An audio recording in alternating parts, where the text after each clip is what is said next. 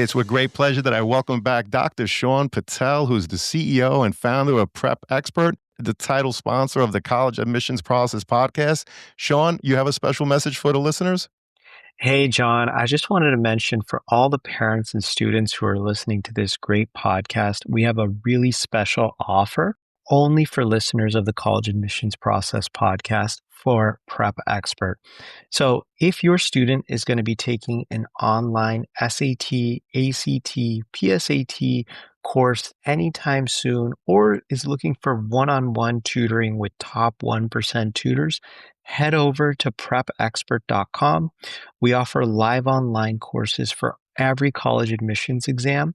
On top of that, we have the best score guarantees, best curriculum, and best instructors in the test prep industry.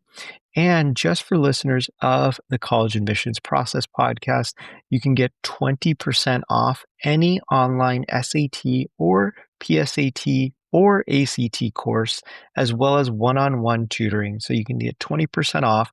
Just make sure you use the promo code College Talk. That's one word, College Talk, and you'll get 20% off just for listeners of the College Admissions Process podcast. And I hope you guys can use that to your advantage, save a bunch of money at prepexpert.com. Thank you so much, Sean. And to everyone out there, once again, that promo code is College Talk. That's one word, College Talk.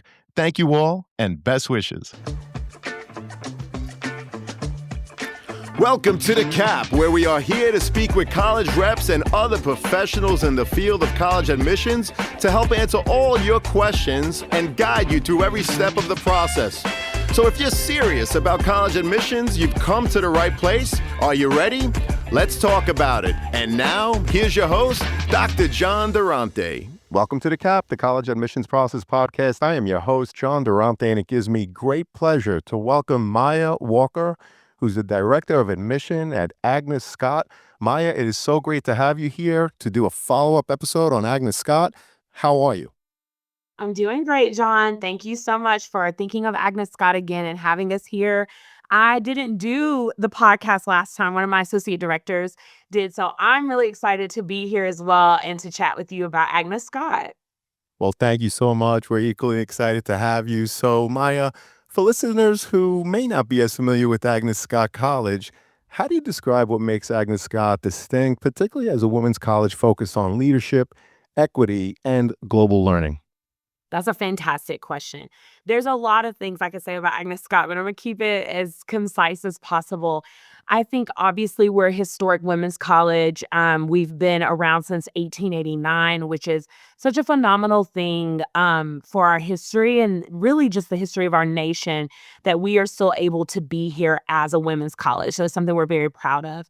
I will say the most distinct thing about us is our summit experience. So it's a 3-pillar experience that in the first year, students experience global journeys where they travel abroad. The college provides funding for that, and they get to have a classroom and experiential kind of focus in that journey's experience. So we go to Africa, Costa Rica, Navajo Nation. We've been to Paris, Rome, but really giving students a chance to find themselves as a global citizen. The second pillar is professional success. So who do you want to be in your postgraduate journey?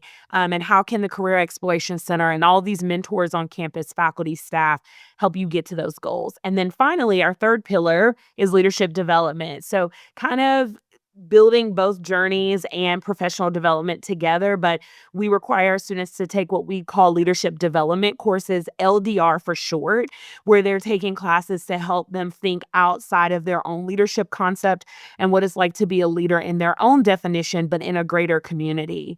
And then on top of that, we're in Atlanta, which is a really incredible city for young adults and postgraduates. Our students love the city. And so we're located in Decatur, which is about 10 minutes from downtown Atlanta. So our students get the best of both worlds. They get their own neighborhood, their own city and culture that's walkable, transportation friendly, community friendly. But then they have the actual metropolitan city of Atlanta at their fingertips when they want it.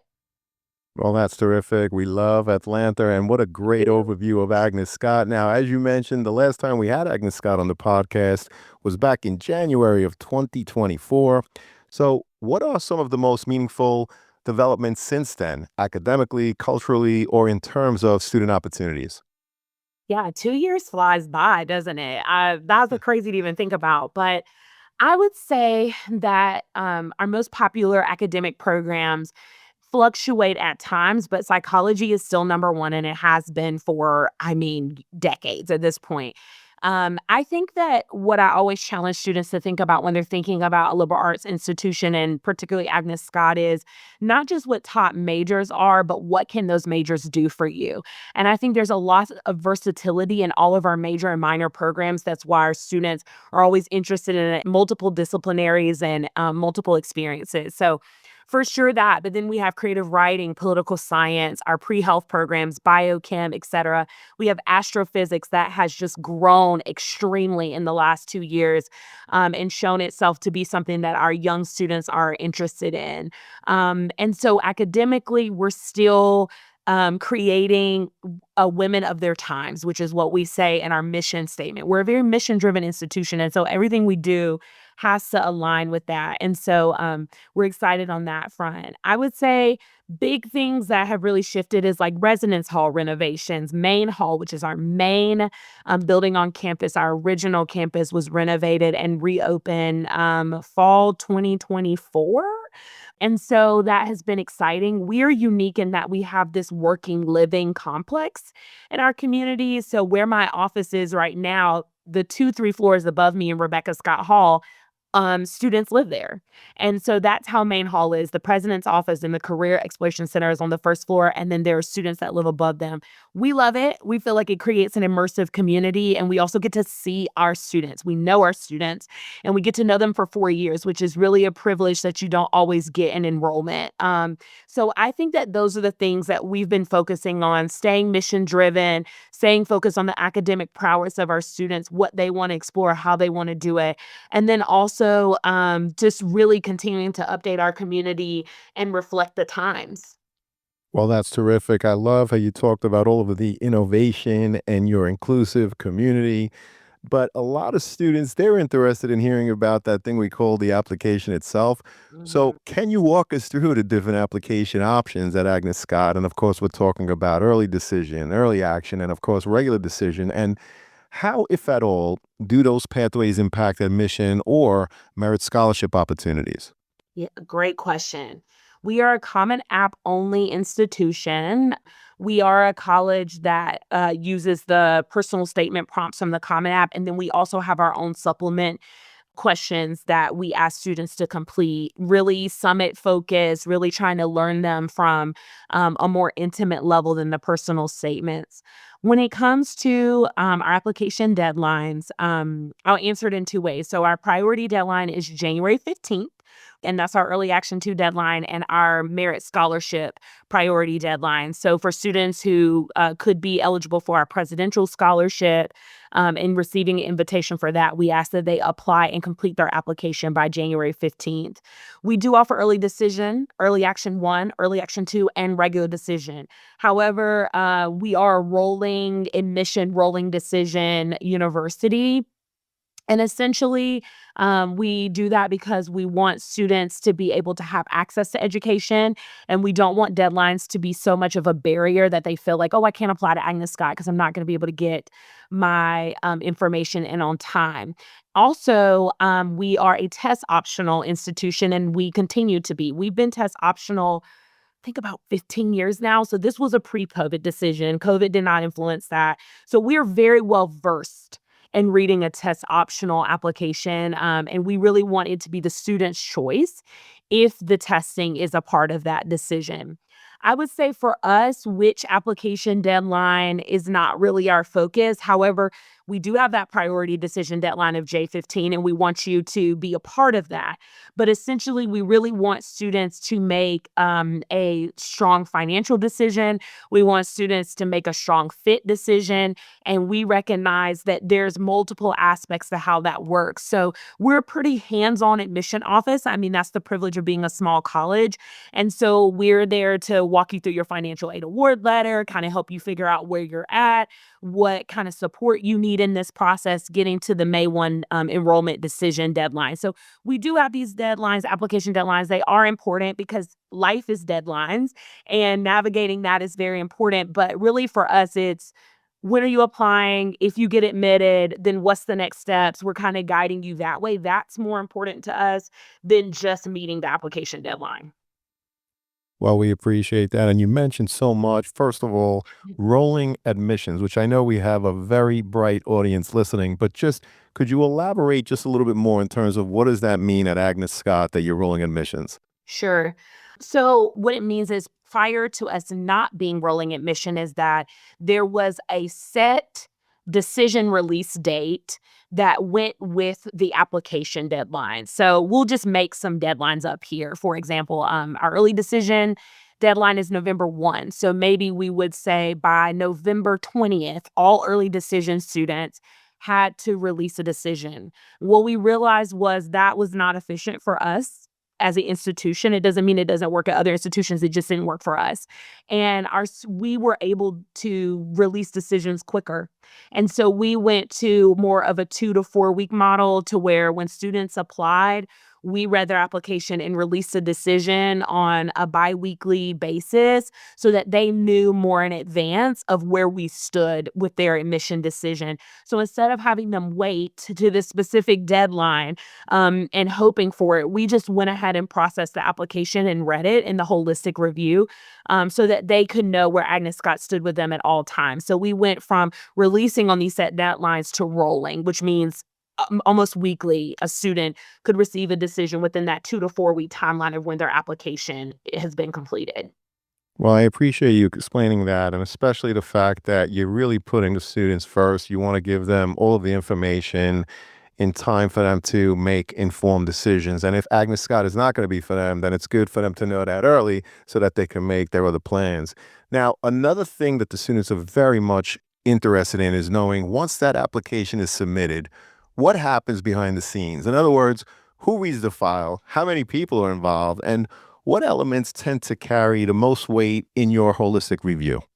We are a holistic review process. And so we look at all parts of the application to make an admission decision. So the Common App, the personal statement, the supplemental questions, the transcript, the recommendations from a counselor or a teacher, which we are recommendational optional now.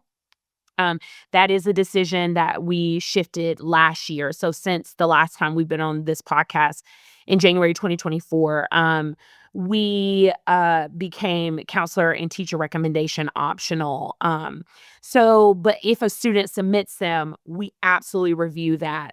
We do also offer admission interviews that are optional. And so if a student opts in for that, that evaluation is also used in the admission review. So the holistic review is a really important process for us, especially since we've been test optional for so long. We know that a student is more than testing, and we also know that a student can be more than numbers. And we want to hear it from their voice. We want to know their authentic story, but we also know that recommendations offer advocacy for them and really a perspective that they may not have been able to give in their application. So we encourage that. I would say that what's important for you to know is that the first person that reads a student's application is their admission counselor. And so that relationship is so important. And I've been in higher ed now almost 14 years, specifically just working in enrollment, but at 4 different universities that are very different. And it never fails. It doesn't matter which university I've worked for. That relationship with the admission counselor is so important. And really, your admission counselor is usually the first person to see your application. And so I think that helps with really seeing the student because we recruit at these high schools. We learn them. We learn the administrators and the school counselors and the college counselors. And we really learn the culture of the school so we can see the student in a holistic space because we spent so much time with the school. And then after that, there's several committee reviews to make sure that we're making ethical, non-biased, honest decisions. what's really important, I tell students this all the time, like, yes, it is important for the college to be a fit for you. It's also equally as important for you to be a fit for the college, right? A college needs to be able to offer you the proper resources. It needs to be able to offer you the chance to thrive. And I always say this, I believe that students can succeed anywhere. If you put your mind to it, you can do it. But I don't think every college was a fit for every student. I don't think every student can thrive everywhere. Thriving is important. It's really what makes the college experience valuable. And so we are really looking for thrivers. We're looking, where can we offer this student an opportunity where they're going to soar and excel as much as possible? And so all of those things are included in the holistic review process and in that committee review before a decision is released. Every part of the application carries a different weight, just depending on the story that's being told and what's important. And so we're always telling students, advocate for yourself. There's a section now the Common App has called challenges and circumstances or additional information where you can talk about, hey, I struggled in this class and I'm just going to own it, but this is what I did next year to kind of mitigate that, or this is what I've got going on to try and help me with that, or I know I can do this now. I just really had a hard year. It's okay to advocate for yourself and to share your story so that we can have as much context as possible. Well, I really appreciate you mentioning the additional space because many students believe that they're only supposed to be using that space if there was something tragic that happened to them, right? But in fact, it really is a good opportunity to fill in any gaps in the overall application. So, for example, in 10th grade, if you had a dip, let's say in math class, perhaps you could explain it in the additional information section. Or perhaps you're a student that during the 4 years you were not in two, but you were in three different high schools. Maybe that's an area where you can share that context. Are there any other examples of how someone used the additional space section of the Common App that really helped enhance their overall application? Yeah, I think some of the examples that you kind of gave just now are really good examples of that. Sometimes students change multiple high schools. They move, or high school wasn't the right fit for them academically or personally, and they wanted to try something different.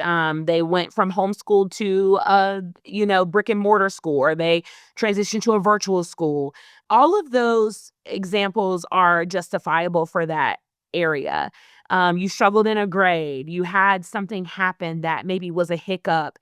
You weren't expecting it, and it kind of impacted your grades or just how you showed up in the high school community. It's okay to talk about those things and give us that context. I always tell students, the more context you give us, it cannot hurt you because it's helpful for us to know how you're navigating life. Sometimes your application is the first time we've met you. If we're lucky, we might meet you at your high school or a college fair or some sort of smaller event, but most of the time, it's your application is our first introduction to you. And so it's okay to be able to share who you are with us because we're basing a decision off of these elements that we've required to make a holistic decision. So I always say it's a point of advocacy, use it as needed. If the institution will give you an opportunity to do miscellaneous things, and like I had a student recently who is not really planning on exploring the arts academically, but they are an artist. And they asked me, can I, submit this as a miscellaneous submission? I said, sure. My college permits that. And it's a great way for me to see another side of this student that maybe academically won't show up that way. So I think this answer does change by college too, and it's always important to ask that question to each college you're applying to, but it is important to know where you can advocate for yourself.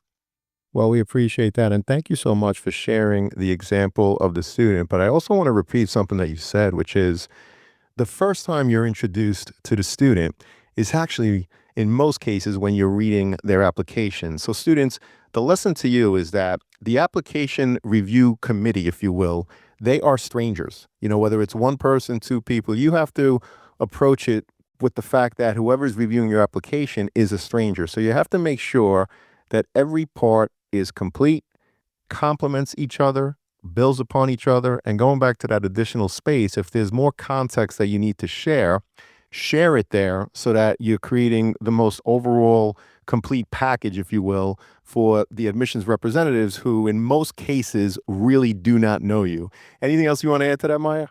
No, 100%. I support that affirmation. And I think it's really important to remember that you are the pilot of this plane. I always tell students, you are the party host and we're just invited. And however you want to lead this, we're following. So just remember that it does matter that you're sharing your story authentically, that you're sharing context so that we know. And like John said, this is sometimes our first time knowing you. So think about that. What would you say if this was someone in class with you? It's kind of very similar, right? You would want them to understand kind of multiple aspects of you as a peer. Well, that's how we kind of approach this application process. Well, again, we appreciate that insight. And you gave us so many pieces here to consider. Another thing that you mentioned is that not too long ago, you went recommendation option. So, just a quick follow up. Was it that the team found that the recommendations weren't adding too much to the overall application? Or could you give a little bit of insight in terms of why you went recommendation optional? Yeah, sure. I think this is another questions for the students and parents listening that you should always ask each institution because every institution approaches this process differently and we think about things differently. Just thinking about the students that we serve in the application process, we are having students come from very large public high schools around the nation. And in a dream world, our guidance and school counselors would be able to service every single student and be able to submit recommendations for every single student. But unfortunately, we know that that's not true. And so, what we did for equity purposes is realize that there was an imbalance.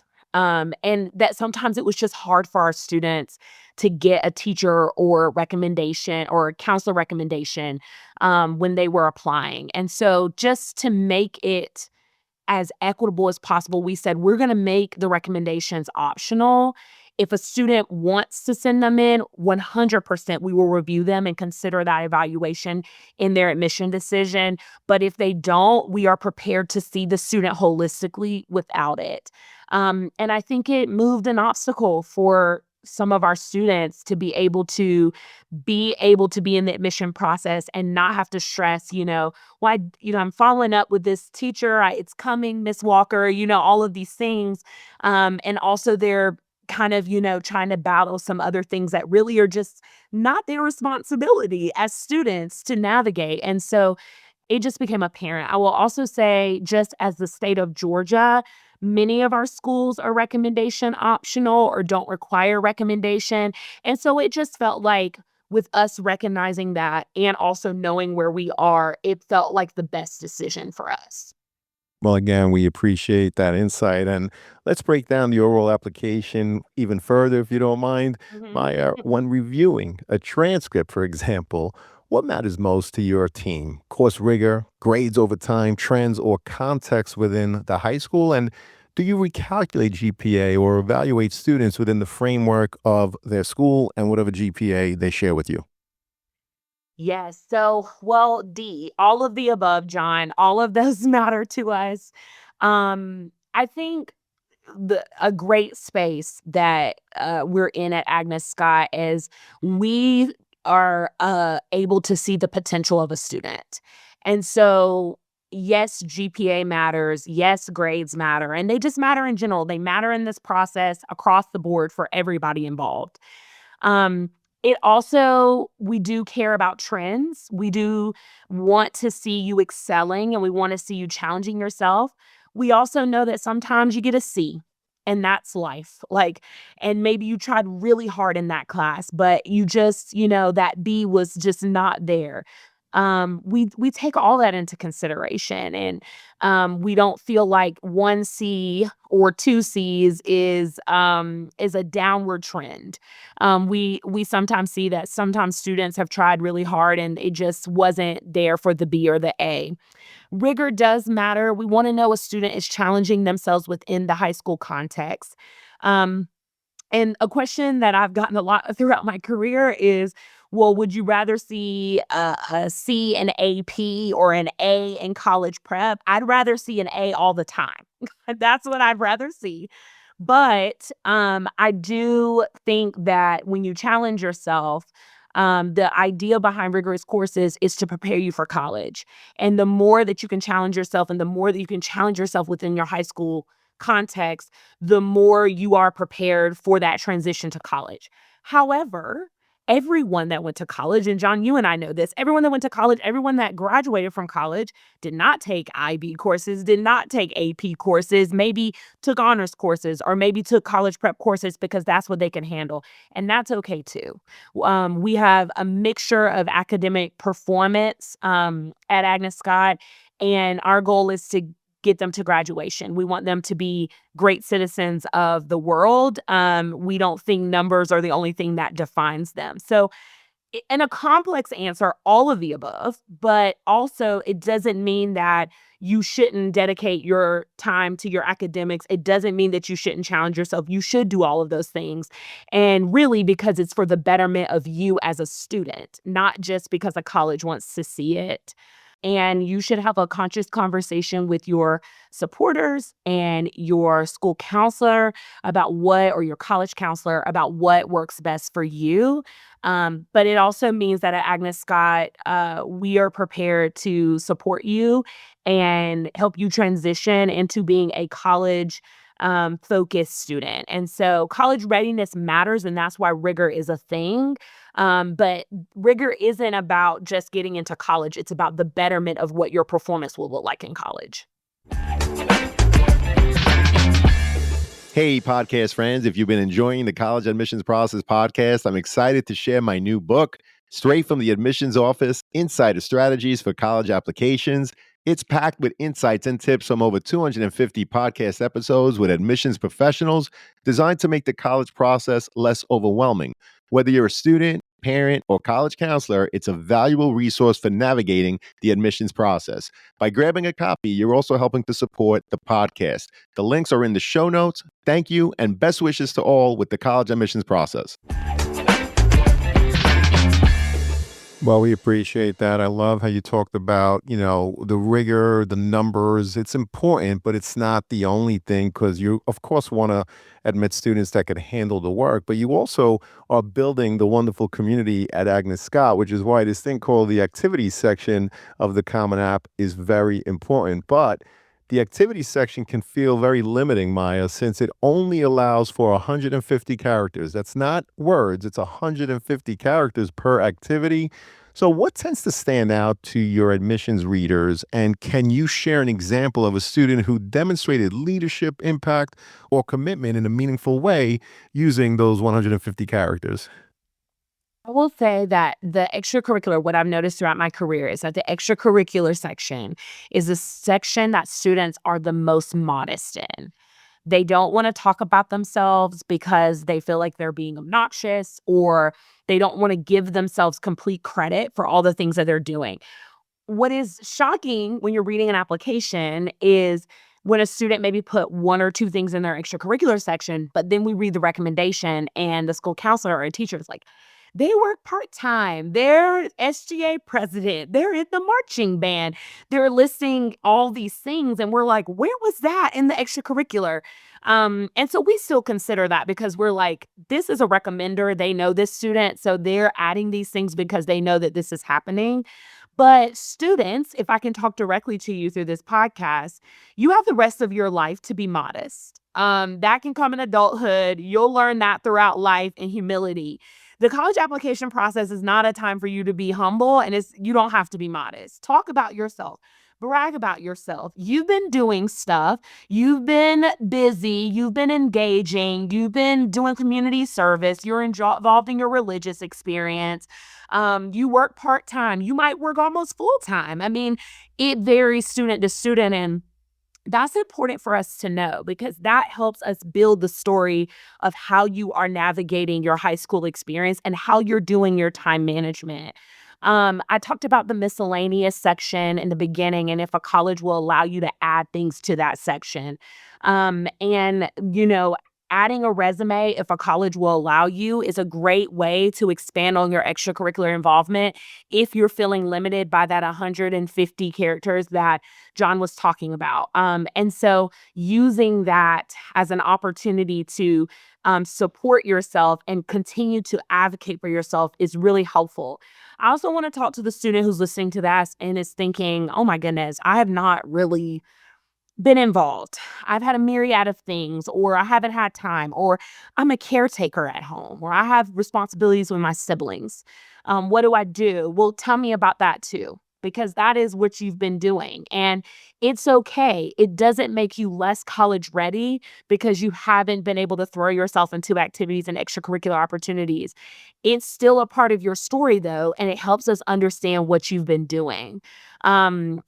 Sometimes we'll have students that'll say, I work, but I work because I'm the primary translator in my family. And so my family needs me working. I can't do after school activities because my family needs me working to translate for them. We want to know that all of these things. I'm just giving examples off the cuff. 14 years, y'all. I got examples for days, but we we don't have time. But um it matters that you tell us. It's a part of your story. It gives us context that we need to know. And it helps us see you for how you show up in a community. You also have to remember, too, that the extracurricular section is what shows a college how you will show up in their community. And so if you are applying to these highly engaged, really energized college campuses, and you're like, oh, I'm mid on that, maybe that's not the right fit for you, right? Maybe you need a campus that is a little mid to or a little low impact where you feel like, okay, I can handle the level of involvement that they're going to give. But that goes back to that exchange of fit that I was talking about earlier.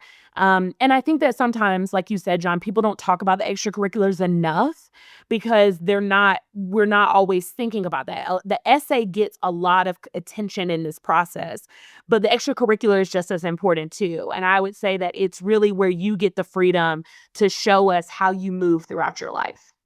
Well, I love that. And I love how you emphasize how important the extracurricular is because there's such an emphasis on the transcript and grades and so many conversations that I have with students and families.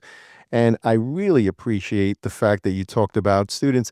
If you are a caretaker, you have to take care of younger siblings. Perhaps, like Maya said, you are the translator for someone in your family. And so doing all of those things prevent you from staying after school and being in, let's say, 2 or 3 activities like so many students are. If you don't put that in your overall application that you're the caretaker for someone in your family, remember what we said about the admissions reps. They're awesome people, they're so accessible, but they are strangers. They are probably meeting you for the first time when they're reviewing your application. So anything that you leave out, the fact that you have to take care of your siblings, you have to get them off the bus every day because mom and dad work, or maybe it's a single parent situation where the parent is working and you have to be there. You should explain that context to the admissions representatives because that'll bring clarity as to why you're not in 2 or 3 activities because frankly, you have the responsibility of contributing to your family, which is so important. Am I right, Maya? Do you agree? Absolutely, 100%. And I can't stress it enough. Absolutely. Great. Thank you so much. And of course, we know after speaking to you that Agnes Scott looks for students who will thrive in a collaborative, woman centered environment. So, Maya, what makes a personal statement, which is really important, or that supplemental essay feel authentic and compelling, especially in showing fit with Agnes Scott's values? So the personal statement, we all know that's probably, like I said a minute ago, gets the most attention in the college admission process, or the application process rather. And I think that yes, I agree wholeheartedly with everything that's usually said about the essay writing is, showing up as your authentic self, telling your story. But I'm gonna pivot there a little bit. And so students, if you're listening, we're gonna kind of deep dive here for a minute. Yes, it is important to tell your authentic story. It's important to share who you are. It's also important to answer the actual prompt. And I think that that is something that matters so much in this process. I always tell students pick 3 prompts from whether it's Common App or whatever the colleges that you're applying for, whatever system they use. and try and write 3 first. You don't have to write 3 full ones. But what you will find usually, and what I've heard from students who get back to me after I do these workshops, is one of them was more natural than the other because it was more authentic. And the story flowed better because it wasn't the student trying to force a narrative with the question, it was the student answering the question. You've got to answer the prompt. So when you pick a prompt, pick one that you can actually answer. The second thing that I would advise with the personal statement is there is a prompt that usually asks, who is the most inspirational person to you? Who has impacted your life? It could be someone you know, someone you don't know, someone you look up to. Wonderful question, and really just a really incredible way to think about inspiration at such a young age. However, I think sometimes the gotcha with that question is the essay becomes all about mom, dad, grandma, grandpa. And I always say, I love my mom. I love my dad. They are top 2 of my inspiration in my life. But my mom and dad weren't applying to college. It was me. And so when you think about it, we've kind of said it a couple of times throughout this conversation is you are the person applying. The admission professional could be a stranger, someone that you've not met before. And so if your essay flows into a conversation about your mom and not about you, we left knowing a lot about your mom and not learning anything about you. And remember, you are the person that's applying to college. So you need to look back on your essay before you submit and say, does this talk about me at all? Does this tell them who I am? It's okay to talk about these important factors of your life. I think somewhere where students get tripped up a lot for this also is like talking about classes. Or extracurricular involvement. It's easy to share what the class is or what the extracurricular involvement is. But when you're answering that prompt, they're looking for impact, not what you did. It's what you learned and what you did with what you learned from that experience. So I just want to make sure that you think about that when you're doing essay writing. I know it comes with a little bit of anxiety. I know that students are always worried about what do I say, especially if I don't have trauma, if I don't have drama in my life. How am I going to be interesting? Well, every single person that applies to a college is an interesting person. Every single person is unique. They have their own story. But really what the hiccup is are you answering the prompt? Are you picking a prompt that you feel strong enough to answer or you feel confident in? And then are you answering it exactly for what it's asking you? And make sure that at the end of the day, when you submit your application, you are submitting it with your voice and us knowing more about you. Because sometimes we've read apps and we're like, gosh, your auntie is really cool, but I can't admit your auntie today, right? So I don't know anything about you. I really like your aunt. I wish your aunt was applying, right? And that's not what you should leave us with. You should leave us with my aunt is really cool and this is why she's made an impact on my life, but this is what I've done with what she's given me. Well, those are great answers. And number one, students, I'm going to repeat, make sure you answer the prompt. And perhaps even more important, make sure you're talking about yourself. Many students talk about a family member, a grandparent, an auntie, as you mentioned, and 90% of it is about the relative. And so the admissions rep reads the personal statement and learned a lot about the family member, but really didn't learn anything new about the student. That, students, is a missed opportunity. Great advice there, Maya. The other thing that you talked about was showing impact.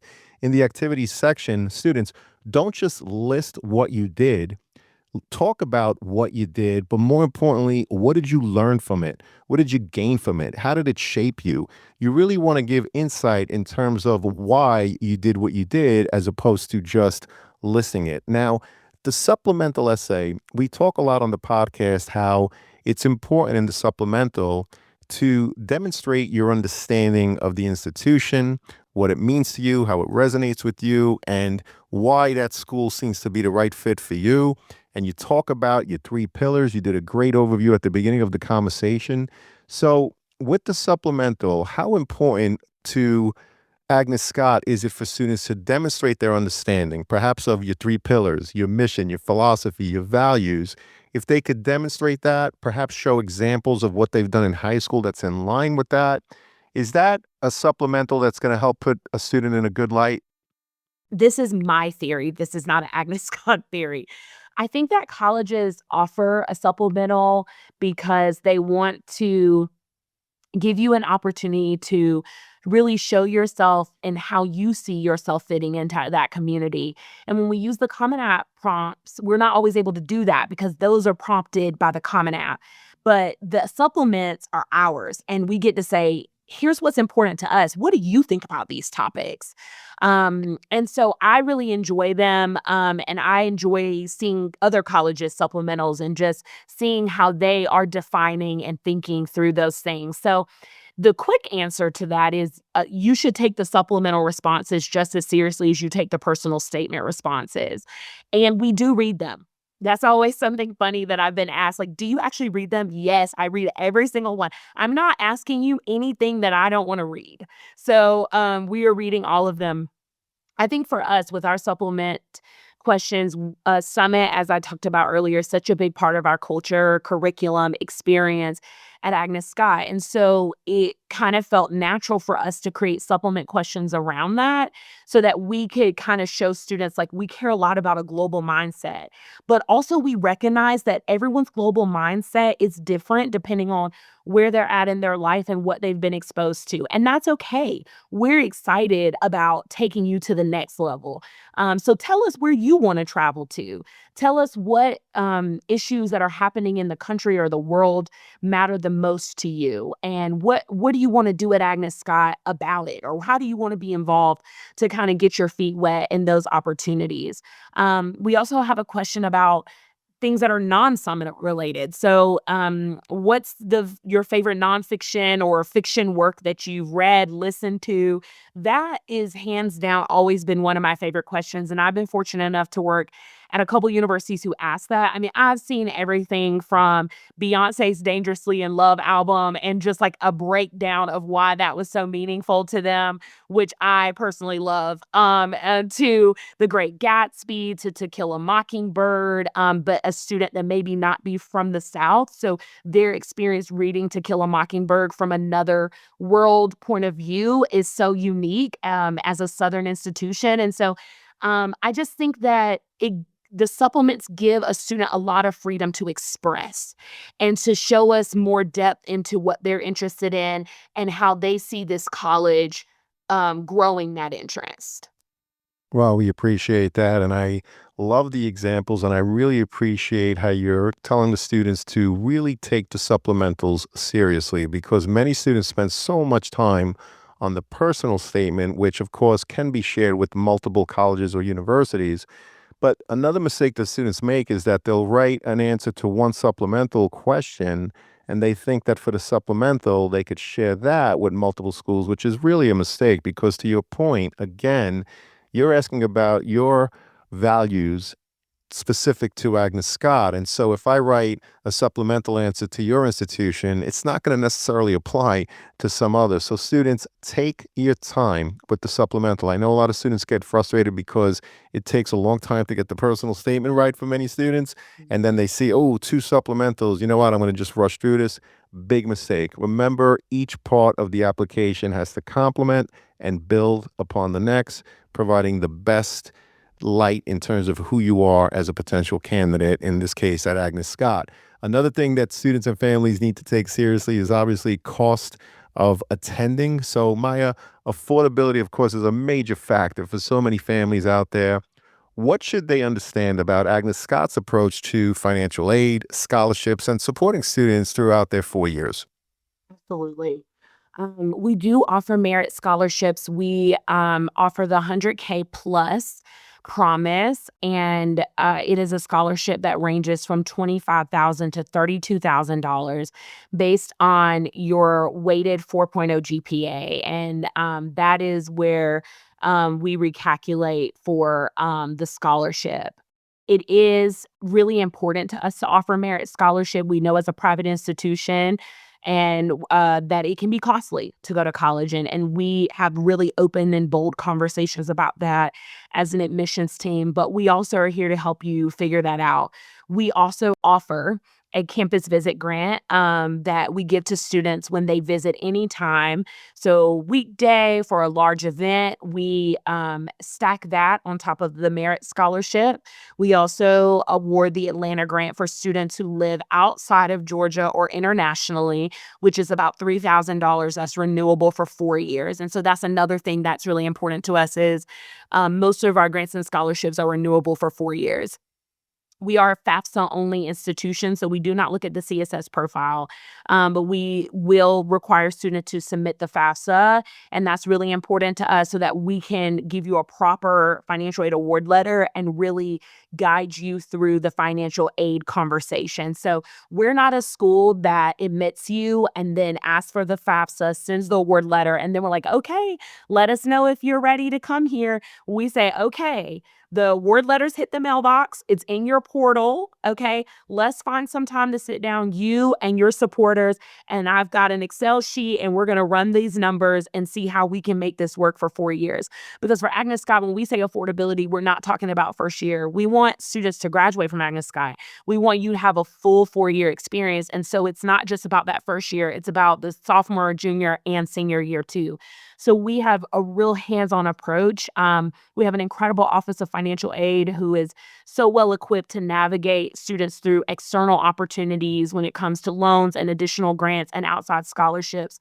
So we're really a team and a unit here that sees it as a community in supporting this student to the finish line. And we want the student to feel good about their decision at Agnes Scott. Something I talk about a lot in different workshops is romanticizing a college. And that's really hard because I think society and media has created a kind of concept around college, right? And, oh my goodness, this is, the best thing ever. And if you want to go there, you go there and all those things. And it is, college is amazing. I loved it. It was the best 4 years of my life. But the other part of that, before I got to that point, is I had to have a serious conversation with my family about what works for me and my family financially. How much of this did I want to take on out of my own personal expenses and my own future finances? And how much was my family able to contribute and willing to contribute, which is two different things. And so I always tell students it's not just an internal decision, it's not an individual decision, it's a community decision. Whoever's supporting you, you need to be having those conversations with them so that you can make the most effective decision for you.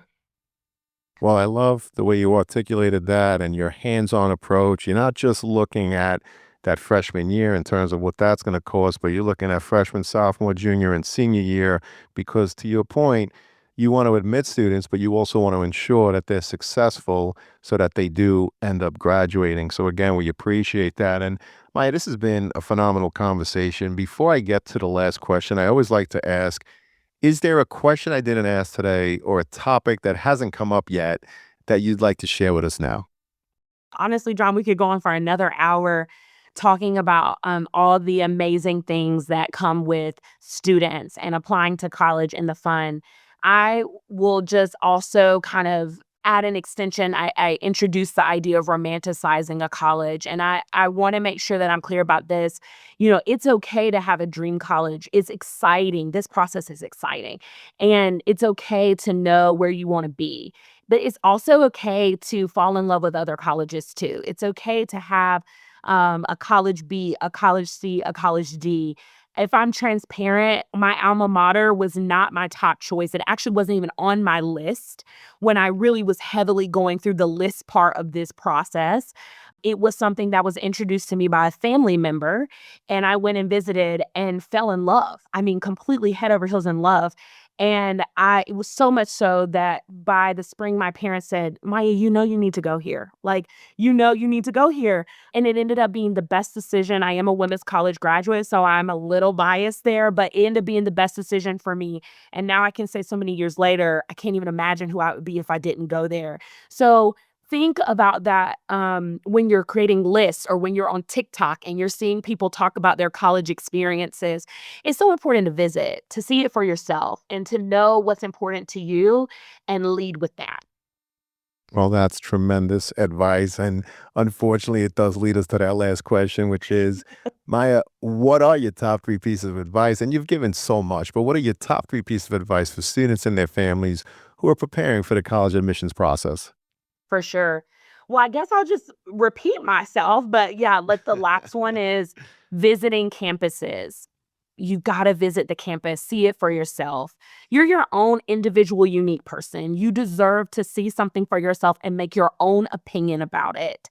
What's right for you is not always right for others. And that's okay because college is about building a new community, making new friends, and navigating a new life. One of my admission counselors used to say, You never get to do these 4 years again. There's never an opportunity in your life where you're living and immersed in this campus culture, and that's all you're expected to do. You deserve to pick the best place for you to do that.